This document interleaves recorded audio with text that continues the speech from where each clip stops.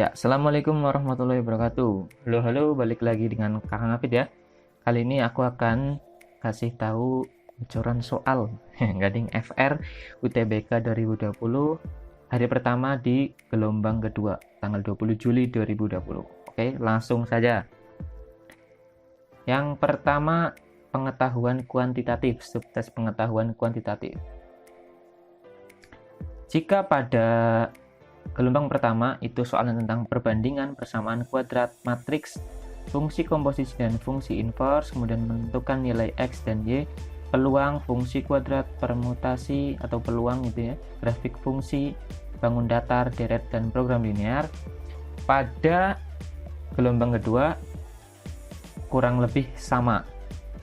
Hanya saja ada sedikit perbedaan di mana pada gelombang pertama itu membahas tentang bangun datar.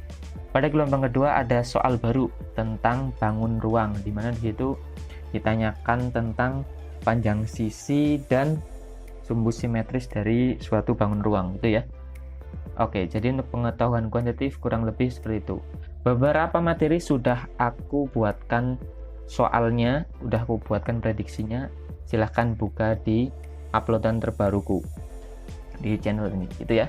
Dan akan aku upload terus setiap harinya.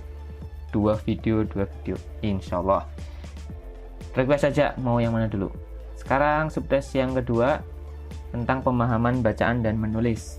Pada gelombang pertama itu materinya tentang penulisan kata-kata ilmiah, kata gabung, makna kata konotatif dan denotatif, susunan kalimat, simpulan dan gagasan pokok, menambahkan kalimat dalam bacaan, ejaan yang disempurnakan atau puebi, kemudian sinonim dari kata, antonim, kemudian menambahkan kata rumpang, kalimat dengan pola yang sama, menentukan kalimat dengan pola yang sama, dan soal tentang tanda baca. Gitu. Untuk gelombang kedua, kurang lebih juga masih sama.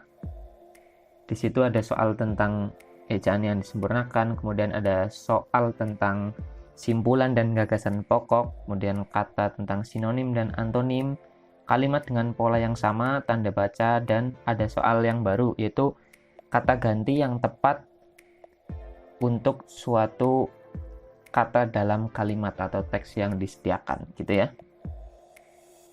Oke, kemudian subtes yang selanjutnya untuk yang ketiga yaitu subtes penalaran umum. Bacaannya masih ada, tapi juga masih ada hitungannya, meskipun bacaannya itu nggak sepanjang PPU gitu ya.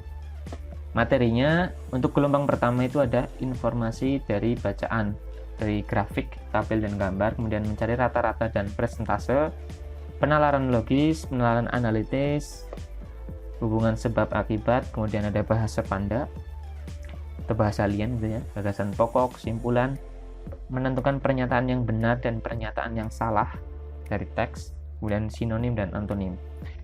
Pada gelombang kedua ini ada secara umum masih sama, ada tentang gagasan pokok, kemudian penalaran logis, mencari rata-rata, persentase gitu, kemudian pernyataan yang benar dan salah, sinonim, antonim, simpulan masih ada. Kemudian ada juga soal tentang yang baru nih, pernyataan yang menguatkan atau melemahkan pada teks gitu ya. Jadi pernyataan itu justru menguatkan atau melemahkan isi dari teks gitu ya. Oke, selanjutnya subtes yang keempat ini ya, maksudnya ya. Pengetahuan dan pemahaman umum atau PPU. Itu mayoritas teksnya itu dalam bahasa Indonesia, tapi nggak menutup kemungkinan ada soal yang dengan teks bahasa Inggris gitu ya. Teksnya relatif lebih panjang dibandingkan dengan penalaran umum sebelumnya gitu.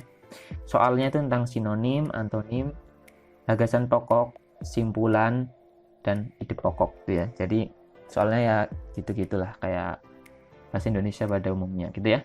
Tapi teksnya panjang. Oke.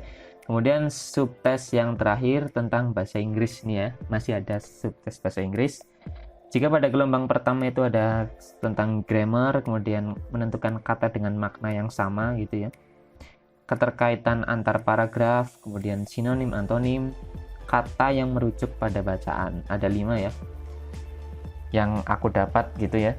Untuk gelombang kedua ini kurang lebih masih sama, masih ada grammar, masih ada menentukan kata dengan makna yang sama gitu ya. Di sini maksudnya kata yang ditandai itu maknanya sama dengan apa gitu ya, maksud dari kata tersebut itu apa gitu ya. Jadi menguji kosakata kita terhadap suatu kata gitu ya. Kemudian ada soal lain itu kata ganti dari kata suatu kata agar menjadi padu gitu ya. Jadi ada kata ganti yang tepat, itu ada soal tentang itu.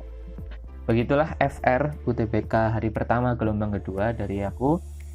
Semoga bermanfaat ya. Tetap semangat untuk yang belum tes. Untuk yang sudah tes, percaya aja, pasti panitia sudah menyiapkan seadil-adilnya, seadil mungkin untuk seluruh peserta baik gelombang pertama maupun gelombang kedua.